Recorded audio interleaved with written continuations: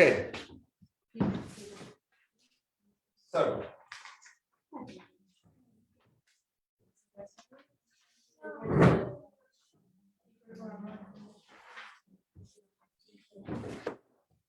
So in this week's Parsha, we have some a lot of action. One of the things that happens in this week's Parsha is that Yitzchak blessed Yaakov. And when Yitzchak blessed Yaakov, he blessed him with 10 blessings. And the Midrash says that Yaakov was blessed with 10 blessings, Keneged, which means corresponding to the 10 utterances through which the world was created. So the Mishnah says, Ba'asar Mamaris Nivra Ha'olam, the world was created through 10 utterances. Just a little more that way because I tend to. Sorry. That's okay. I'm sorry. Thank you. So, Ba'asar Mamaris Nivra Ha'olam, the world was created through 10 utterances. Let there be light, etc. 10. And Yitzchak, because there are 10 utterances, Yitzchak blessed Yaakov with 10 blessings corresponding to these 10 utterances, which sounds nice and poetic, and maybe it would make a good post on Instagram, but the question is, what does it actually mean, right? When we say that he was blessed with 10 blessings corresponding to the 10 utterances, the 10 utterances through which the world was created, we're not saying that what the blessings have in common with creation is the fact that the number was 10, or what the blessings have in the connection between the blessings and the utterances through which the world was created is that there are 10. You know, it's not, it's like something I guess that like kids in kindergarten would say, they're like, oh my gosh, you have 7, I also have 7, yay. It's like, it's not like, oh, 10 and 10, cool, wow, that's so exciting. It's like, what's so exciting about having the same number, which you do, right? So it's the fact that the number of the blessings was 10 and the number of the utterances through which the world was created was 10. That's the final layer. That's the most superficial thing, or that's the thing that's immediately visible to us. That's the thing we see. You look at the blessings, you count them 10. You look at the utterances through which the world was created, 10. Oh wow, 10 and 10, cool. And these 10 are corresponding to those 10. Now it doesn't say the number is the same. It says the number here is 10 corresponding to the number over there that was 10. Which means that, or what that's saying and what it really means is that there is a very deep relationship and connection between the utterances through which the world was created and the blessings of Yaakov, and that's expressed in the fact that the numbers are the same. So the numbers are, I was going to say the numbers are like the data, but they're not actually like data, they are data, right? Now, in the world of, let's say, of scientific research, of trying to figure something out, you know, part of the picture is figuring out how things work and why when this happens, does that happen? And if we do this, then what's going to happen afterwards? And the more we understand how things interact chemically, biochemically, physically, whatever it is, maybe the better we'll be able to predict what's going to happen. What happens sometimes is you can look at a situation and you're like, the truth is I could equally justify and explain how two very different outcomes are going to happen. I just don't know which one it's actually going to be. I could figure out why this outcome would make sense. I could figure out why that outcome would make sense. So how do we know what's going to happen? How do we always know what's going to happen? You look at the data, you look at the numbers. So whilst on one hand, and for a lot of people hate or find data frustrating, uninteresting, because the fact is, unless someone happens to be like fascinated by statistics and numbers, data are very frequently not particularly interesting. It's a bunch of numbers, right? It's a bunch of numbers. And then we take the numbers and we, run the math and figure out whether these numbers are likely a result of a random outcome, or if it's likely that there's actually something going on that causes these numbers. And if you're a statistics person, wow, this is fascinating. And if you're not, it's like, someone please find something else to talk about, right? That being said, at the end of the day, the data, the numbers are the number one priority, right? If you want to know what to do, if you want to know in this situation, should a person take this medication or that medication, you've got to look at the data and see which medication is more likely to help them. And the way you do that is by looking at the numbers. It's dry, it's boring, but the numbers tell us what's actually going on. Now, practically speaking, let's say we had two choices. Our choices were, we could understand all the biochemistry and the physiology and the neurobiology and everything in the body, how it works and how all the things, how everything interacts with each other. But at the end of the day, let's say we would have information to the understanding of the workings, but we'd have no access to the actual data. We wouldn't know, practically speaking, what's actually going to produce what outcome. We know how things work and why they work the way they work when they work that way, but practically speaking, what's actually going to happen? It's like, I don't know, like there are maybe two options that could make sense. Take this medication, well, it depends. If it's going to interact with that thing, it's going to have this outcome. If it's going to interact with it, it's going to have that outcome. If it interacts with both, it'll have a different outcome. If it interacts with neither, it won't have much outcome at all. How do we know which one it's going to actually be? You're going to try it and see. And then you look at the data and you'll know. So if our options were to either understand everything and have no access to data, or have all the numbers and not understand how anything works, would be much better off having access to the numbers and the data. Because the bottom line is the numbers tell us what's going on. Right? So when you look at research, and this is why, let's take, for example, and we have no conversation about the topic beyond what we're saying. I do not want this to become political in any way. Something like, let's say, what the world's been going through for the last couple of years, something like COVID. There are a few things that happen. Let's say when something like this happens, there's a new phenomenon, something new going on, a new biological phenomenon. There are two sort of separate things that we want to maybe do at the beginning. One thing is figure out how this works and why it does what it does. Another part of things that's super important and perhaps more important, and again, they're not completely separate, they're related and connected, but another part of it is, before we bother spending energy and effort to figure out how and why and what receptors and blah, blah, blah, we need to figure out what's going on. What's causing what? What's going to slow things down? What's going to speed things up? What's going to make things better? What's going to make things worse? And the way we do that is by looking at the numbers. The more information we can gather, the more we can organize it and figure out the statistical validity of different phenomena. We'll start to figure out what we should be doing more of, what we should be doing less of, etc. Right? Because we have the numbers. And the numbers, whether or not we understand how things work and why they work the way they work, the bottom line is the numbers are telling us what's happening.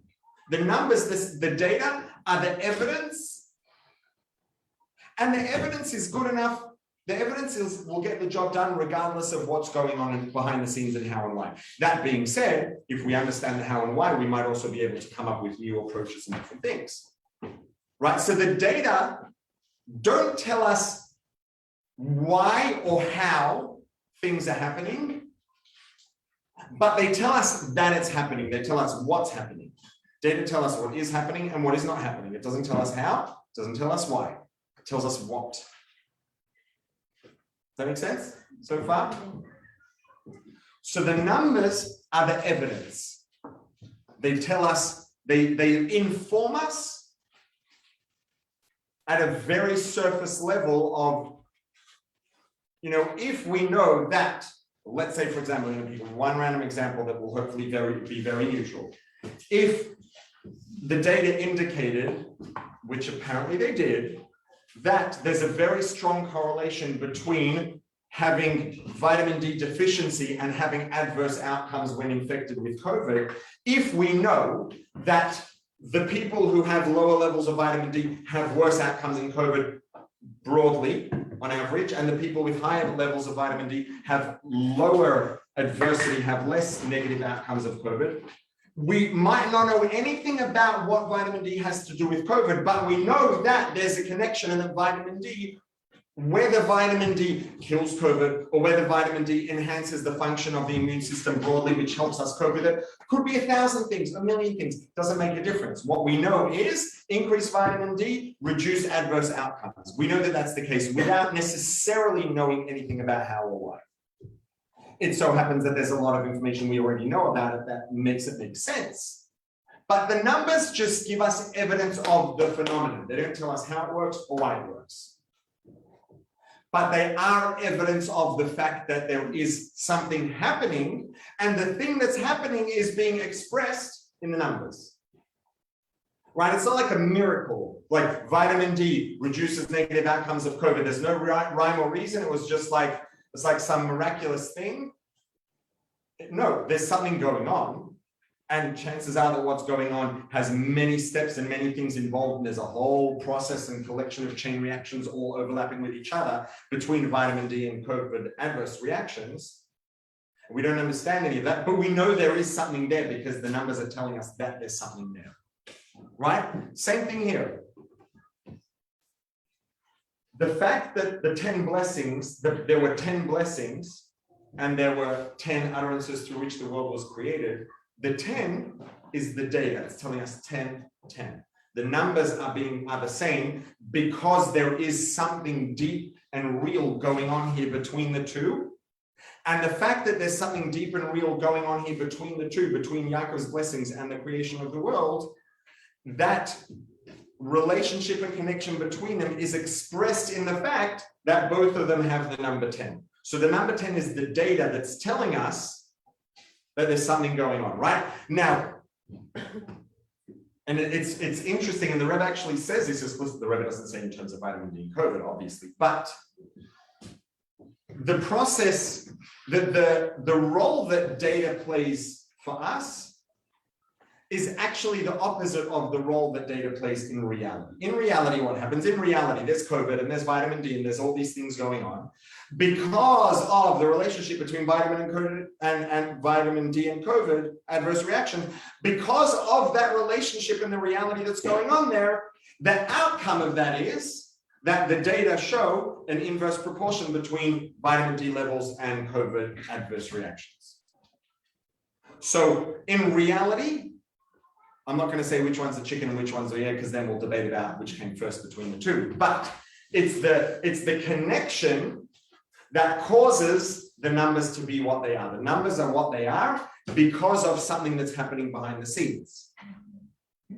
Now, when we have a conversation, what's the connection between vitamin D and COVID adverse reactions? Why are we having that conversation? Because we saw the data and the data told us there's something going on here. Then we say, let's try to figure out what it is. So we're working backwards. The reality is expressed and causes the data. When we see the data, that tells us go back and try to find out what it is that's causing the data. So the direction in which we're working is the opposite of the direction in which things are happening and playing out. Does that make sense? Was that a bit heavy? We good? What is the connection with the Parsha? I'm sorry. We're getting there. So when the Medrash says Yaakov had 10 blessings corresponding to the 10 sayings through which the world was created, we see 10-10. Oh, there's a connection. Let's try to understand it. But really the way it works is it's the opposite. There's Yaakov's blessings, the creation of the world. There's something going on there. Because there's something happening and there's something they have in common and a very profound connection and relationship between them, it just so happens that they both have the number 10. Because whatever it is about the creation of the world that's expressed in the number 10 is also true of Yaakov and his blessings, which is why that's also expressed in the number 10. Right? If I were, very simple example.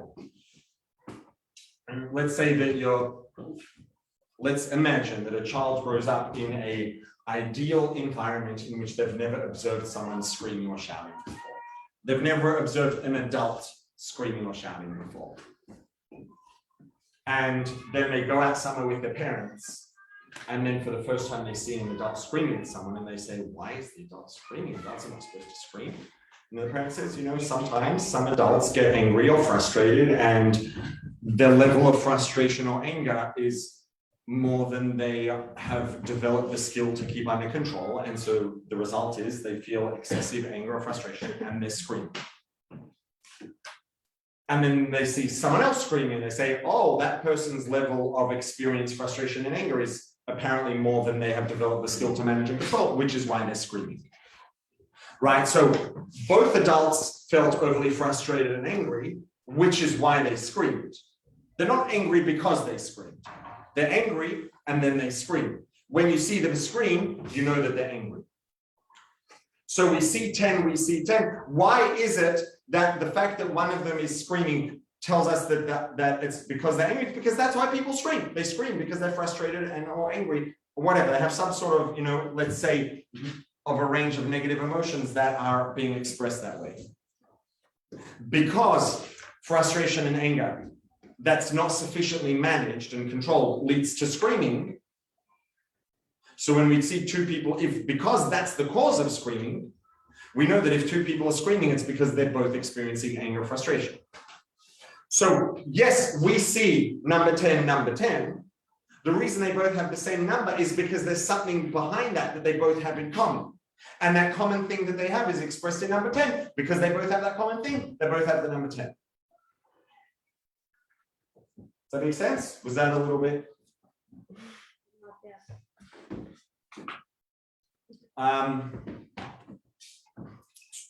If A causes B, right?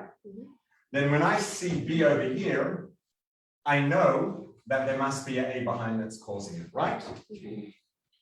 So now let's say that I explain that to you, and then we finish, end of the conversation. Now, let's say that we see two B's over here. There are a few things that are true. It's like, oh, there are two B's, they're both the same. Why are there two B's? We know that if there are two B's, it's because there are two A's over here that are causing the B's. Right? So we don't see A, we see B. Now, if we see two of the same, and they're caused by the same thing, then we know that there's something behind that's the same. So when we just see number 10, number 10. It's like, oh, wow, there's two number 10s. Yay, that's so exciting. It's like, yes, we're also not 3 years old. The reason we're getting inspired, excited, interested in the fact that there are two number 10s is because the number 10 is an expression of something. So the number 10 tells us, the Midrash says number 10, number 10. It's like, oh, okay, so what's going on here? What's going on behind the number 10s that causes them both to have a number 10? What is the same about creation and Yaakov's blessings that causes both to have the number 10? Awesome, thank you. So, we're going to throw a third B into here, which is going to tell us about a third A and bring them all together. A third number 10. What else is something very common and perhaps, not perhaps, I think it certainly is, the thing that is most prominently and most widely known where there's a number 10 of something in the Torah. The 10, sorry? Yes. Okay, good, you're already going way deeper, but 10 spheres is super fundamental and behind all of this, but not everybody's heard of the 10 spheres. There's something else, the 10 something that everybody's heard of. The 10 commandments, Aseret Dibros. Technically speaking, they're not actually called the 10 commandments, they're called the 10 Dibros. Probably utterances is better for Dibros than Marmaris, technically, maybe, yeah. 10 Marmaris is probably maybe expressions, Dibros is utterances, probably. Anyways, the 10 commandments, right? Now, the fact that there are 10 commandments, Aseret Dibros, and 10 utterances of creation is also not a coincidence. They have a common number because they're in it together and there's a common thing going on here and there's an intrinsic, profound connection that they have. And that's expressed in the fact that they both have the number 10. So we're going to talk about what's this connection between creation and Torah, which is expressed in the commonness of the number 10 between the two of them. And then that same thing is going to extend out into Yaakov and his blessings, which is why we'll then see that the number 10 is there as well. So it's just, there's this one big thing going on, and this one big thing that's going on is associated with the number 10. And it does all ultimately come back to or is related to the 10 spheres also. So what might be the connection between the commandments, the Aseret Dibros, and the utterances of creation that would result in them both having the same number? So remember, the number is evidence to us of the fact that there's something going on, but we want to talk about what's going on. Once we have the data, the evidence, we then want to figure out what it is, and then that can allow us to really make the most of it. So, why was the world created? Anyone? Why was the world created? Why did Hashem create the world? Why does the Sorry? Okay, good. איך פועלים את זה? איך אנחנו פועלים את זה?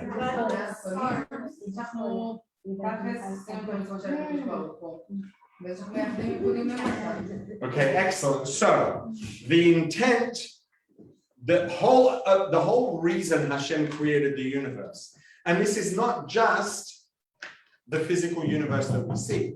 The physical universe is one of many layers of reality. Every layer of reality that exists was created and exists in order for there to be a dir b'tachtonim, in order for us to integrate divinity into this world through Torah and mitzvahs. So ultimately, at the level of purpose, Torah and mitzvahs and the universe, it's all the same one thing. Torah and mitzvahs are the objective and the intent of the universe. So it makes sense then that the ideas that are fundamental to Torah and mitzvahs are also going to be fundamental to the universe. Things that are true at a fundamental level of Torah and mitzvahs are going to be true at a fundamental level of the universe. Now, there are, and part of the reason why, actually, I had a conversation on Shabbos that really sort of was the progenitor of this to some degree, but part of why, when we talked about the Aseret Dibros, I immediately said it's not really 10 commandments, it's 10 utterances, is because we don't have 10 commandments, we have 613 commandments. That being said, the original presentation of the Torah to us was in the form of these 10 utterances, which are, let's say, in some way, a super concentrated form of all of the mitzvahs, are represented in a concentrated form in the Aseret Dibros. So the Aseret Dibros are the original presentation of the Torah. It's through the Aseret Dibros, the Torah was first made accessible and available. Through the 10 utterances, the universe was able to come into being. It makes sense if they are part and parcel of the same one thing, which is Torah, mitzvahs, dir b'tachtonim, and the universe is a part of that picture. If the number 10 is fundamental to the structure of Torah, it makes sense that the number 10 is going to be fundamental to the structure of the universe. And if the number of items on the list in which the Torah was first expressed and made available to us was 10, it's reasonable to expect that the number of utterances on the list when the world was made accessible and available to us, brought into being from its potential within Hashem, it's likely, or it makes sense that that would also be 10, right? So it's not, now when we say, oh, this is 10 and that's 10, it's not just like, oh, wow, that's so cute, oh my gosh. It's, there's something going on here, and the thing that's going on is expressed in these common numbers. So, and it's both, it works in both directions. So the purpose of the existence of the universe is for us to integrate divinity into it, and we do that through Torah and mitzvahs. We can also go back in the other direction. where does the universe come from? So there's an expression in Zohar that says, Kudsha Brechu, which is Aramaic for HaKadosh Baruch Hu, Istakel ba'eraisa, Histakel ba'haTorah, Hashem looked into the Torah, or bara alma, and created the world. And that's elaborated on. There are many, many variations of this throughout different Midrashim.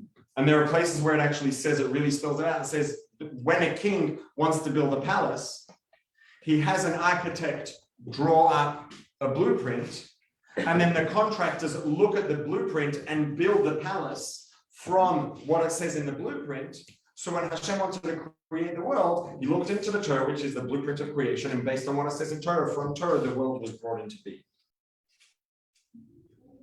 So we're going to come back to the same thing again. If the existence of the universe is a derivative of Torah and it comes from Torah, then it's going to make sense that if Torah was the original presentation of Torah was in the form of 10, was in the form of a list of 10 items, let's say, the 10 Aseres HaDibros, it makes sense that the world being brought into being from the Torah, which was originally expressed in 10 commandments, that the world is also going to be brought into being from the Torah in 10 utterances, because it's an extension, it's all one system.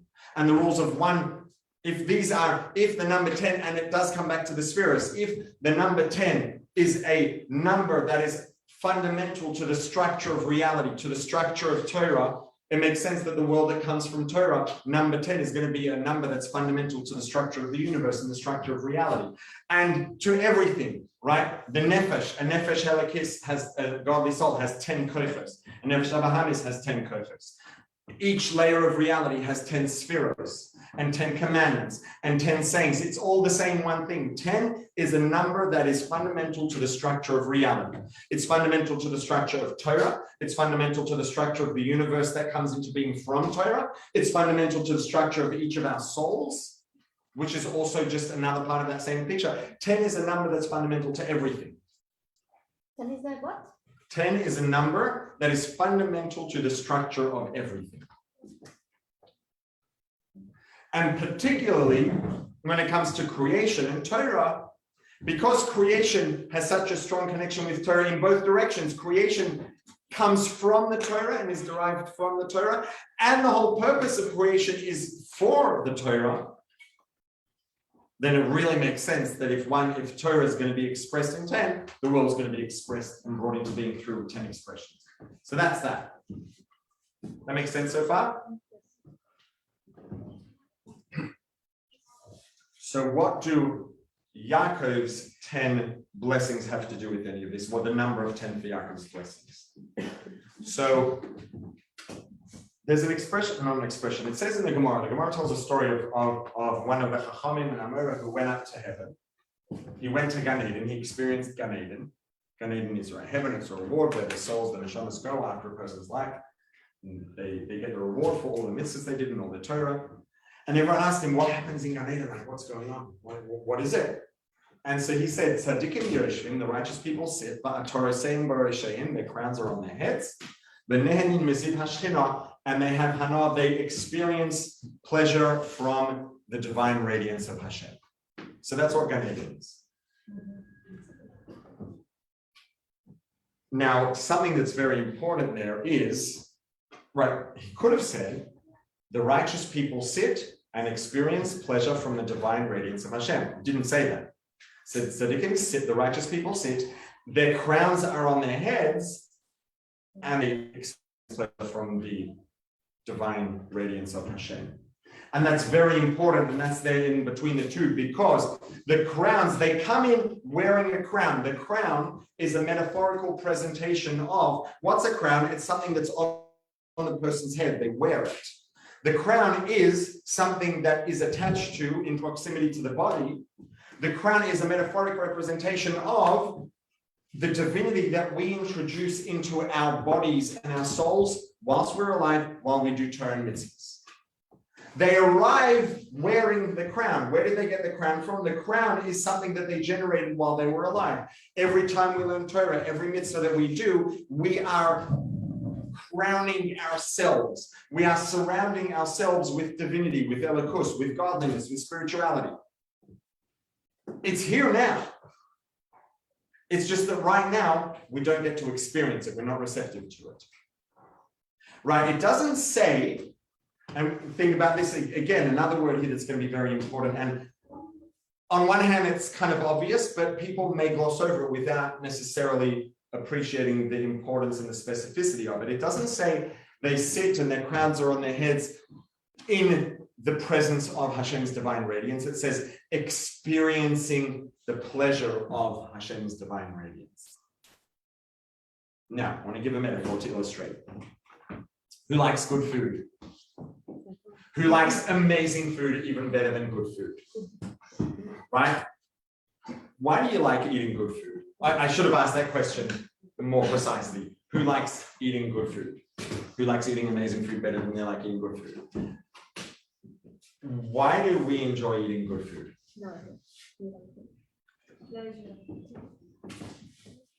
When we eat food, the food, some degree of the food, some amount of the food dissolves into our saliva. Those molecules make their way to the taste buds on our tongue. Taste buds are just receptors that sense the presence of different molecules. And when those sensors sense the presence of a particular balance and combination of molecules, we experience a flavor. Sorry if I just ruined food for anybody. But that's what it is, right? How do we taste food? We have taste buds on our tongue. The taste buds taste the food. How do they taste the food? They sense the molecules. The different molecules will activate and interact with different taste buds. And then that sends a message to our brain that says, oh, this flavor, oh, that flavor.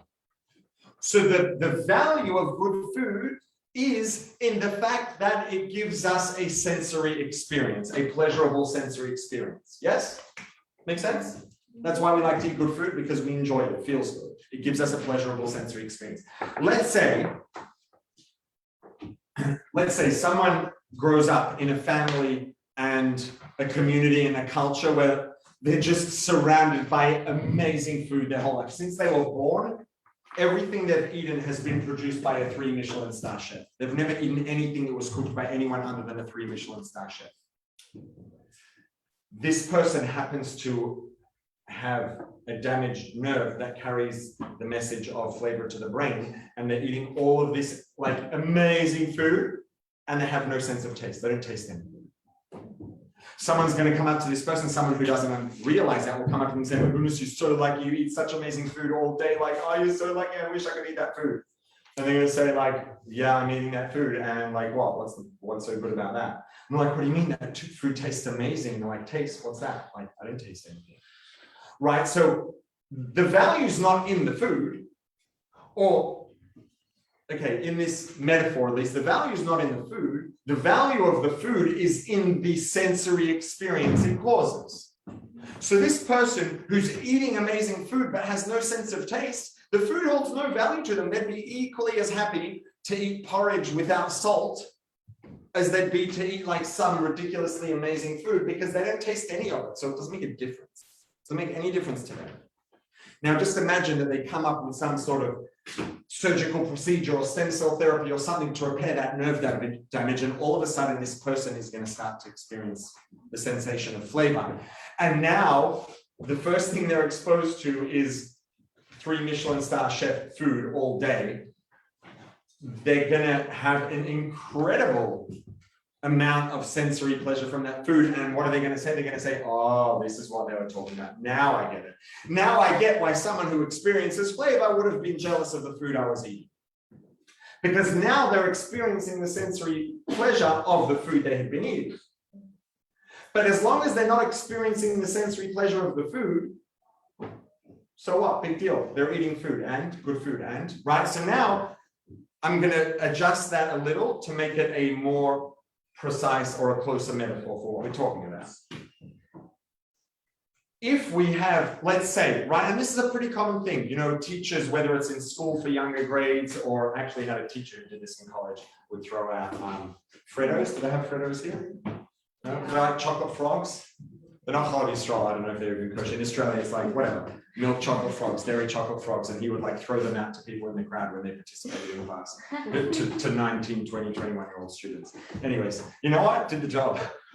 But certainly for little kids, right? It's a common thing that teachers give out treats, or in like a day school or whatever it is. I do with my kids occasionally. I don't like to do it too much, but sometimes there's a time and place for it.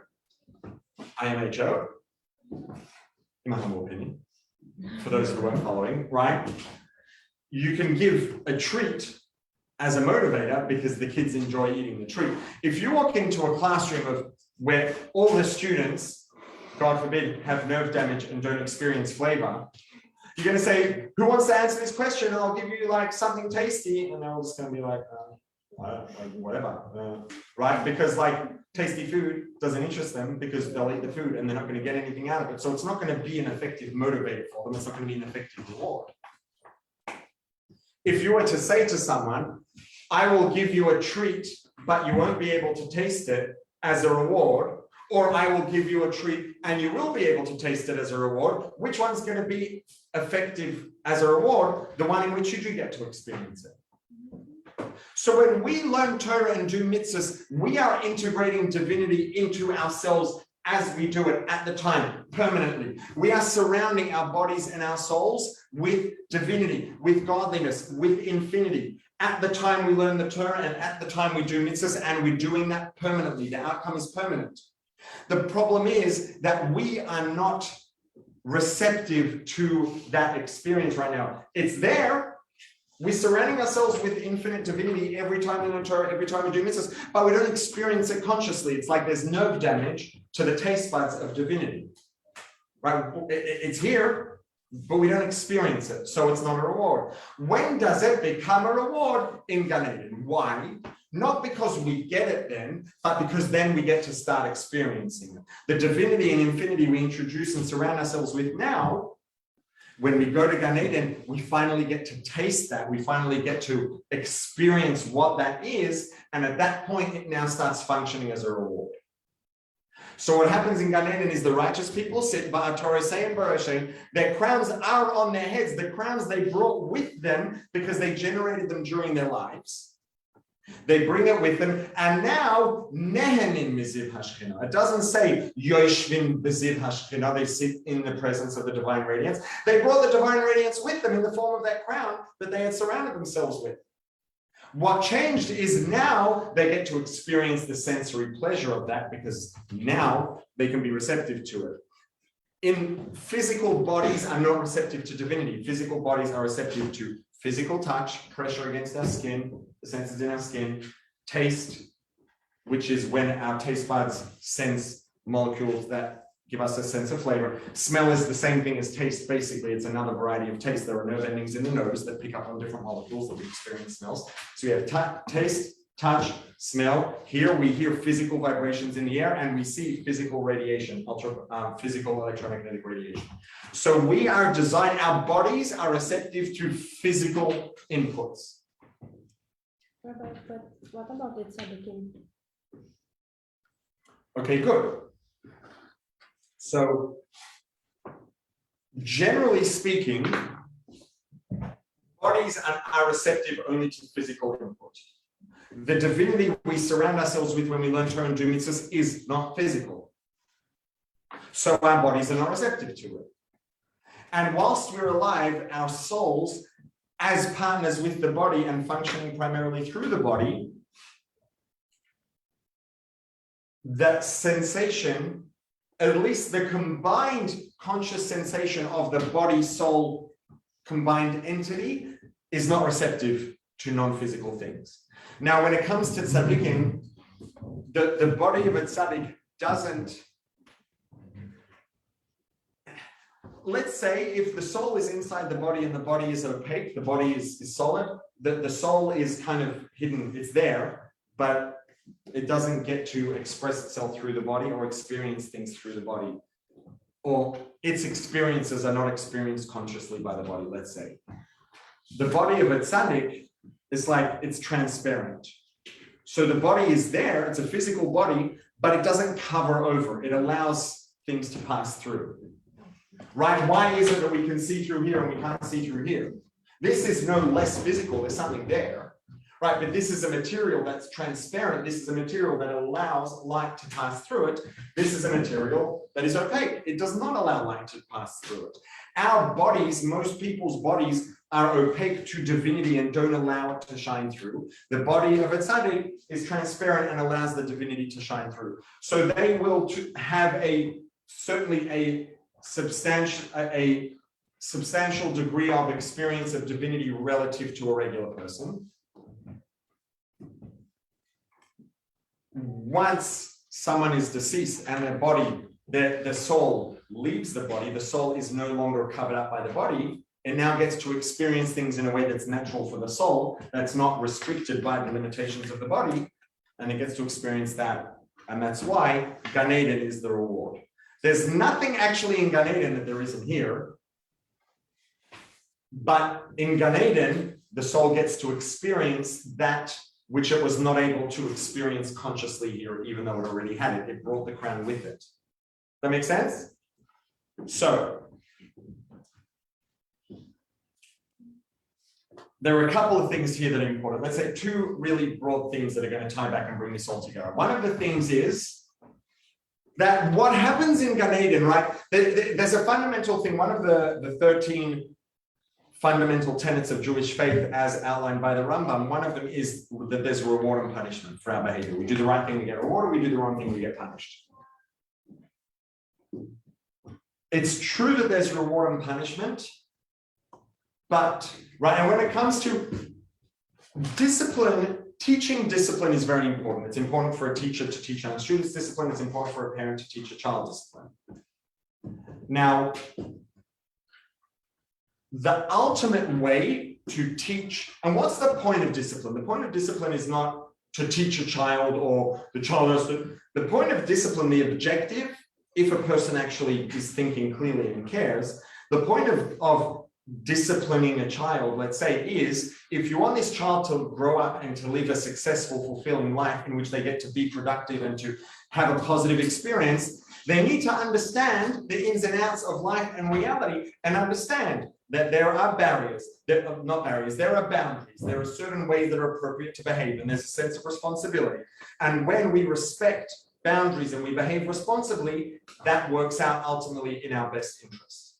So if you want someone to grow up with the ability to have a maximally good life experience, you want them to grow up with a healthy understanding of boundaries and responsibility.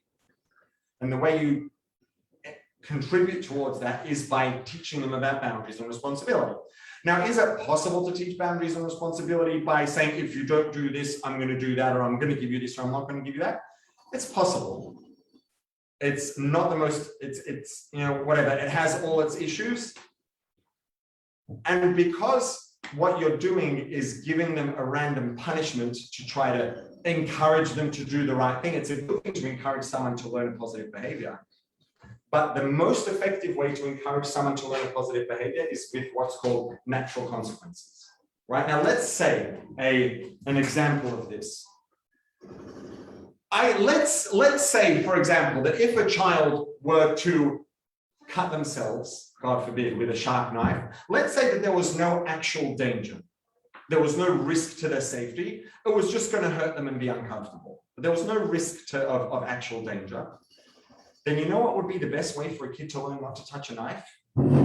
You tell them it's probably a good idea not to touch that. They don't listen. You say, okay, you back up, you observe, they touch the knife. I mean, a knife's not a good example because it is inherently dangerous. But let's say something that's going to be uncomfortable.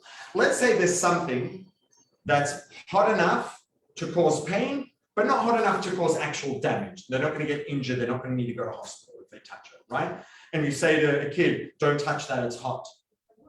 And they don't want to listen. You know what the most effective way to teach them responsibility is? Back off.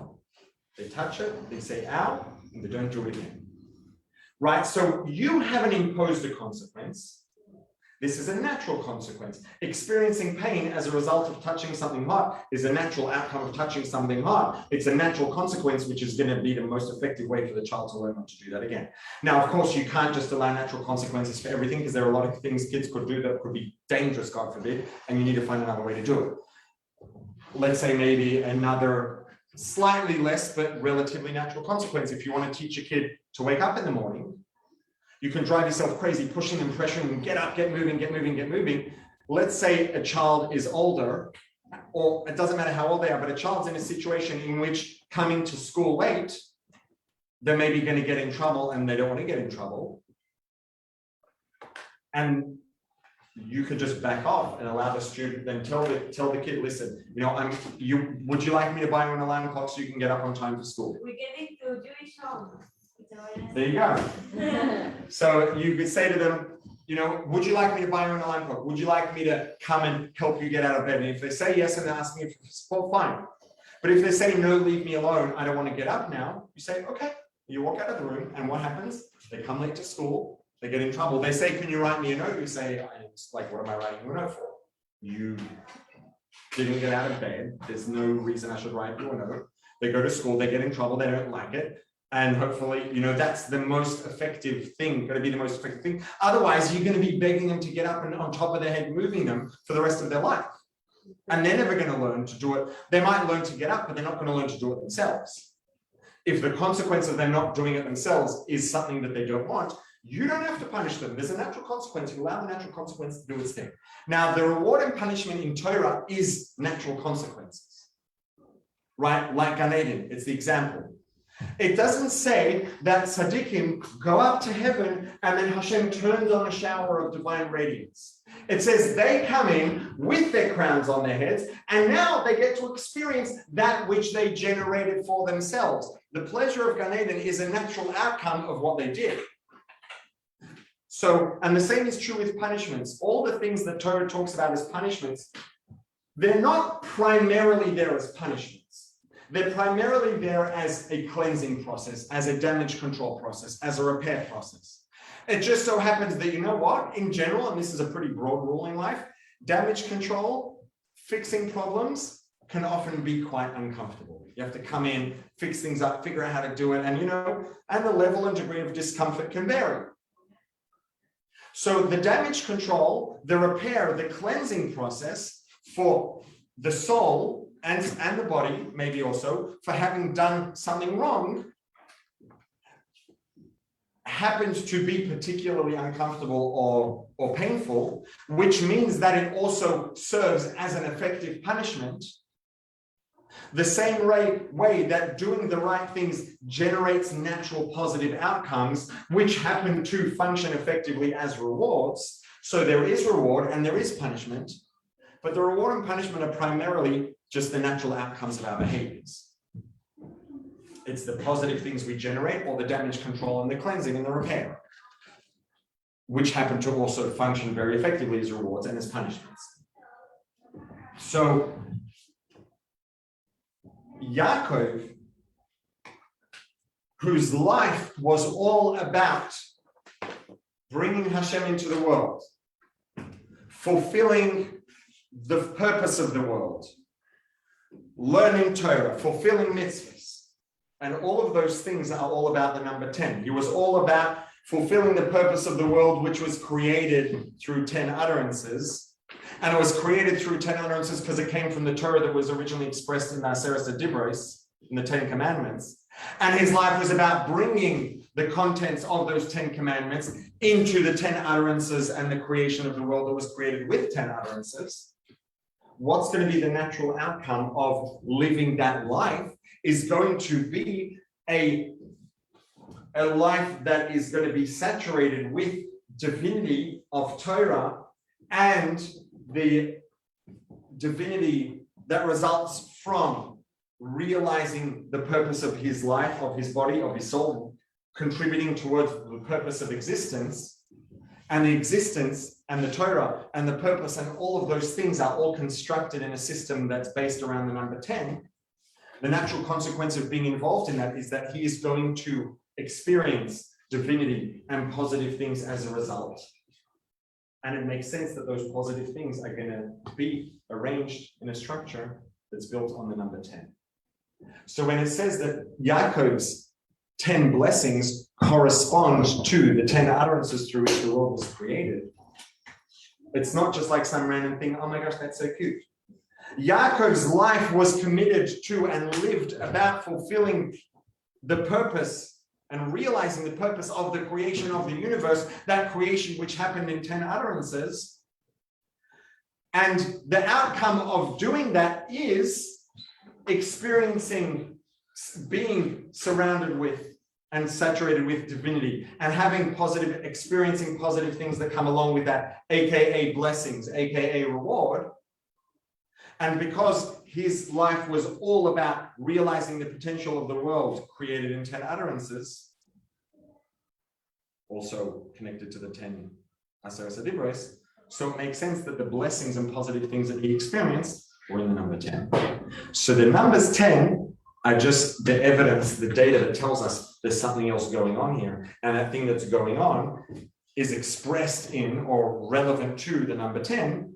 And when we see 10 in both, we now realize, understand, have insight to the fact that this thing is common to both of them and they're connected and related. Now does it make sense in connection to the Parsha? Well, in the Parsha, it talks about Yaakov, Yitzchak giving Yaakov 10 blessings. And the Medrash on that story in the Parsha says that he got 10 blessings corresponding to the 10 Asara Mamaris, the 10 utterances of creation. And so now, hopefully, that consistency or the commonness of the number 10 across both means a little bit more than, oh, wow, cool, they're both number 10. Hopefully.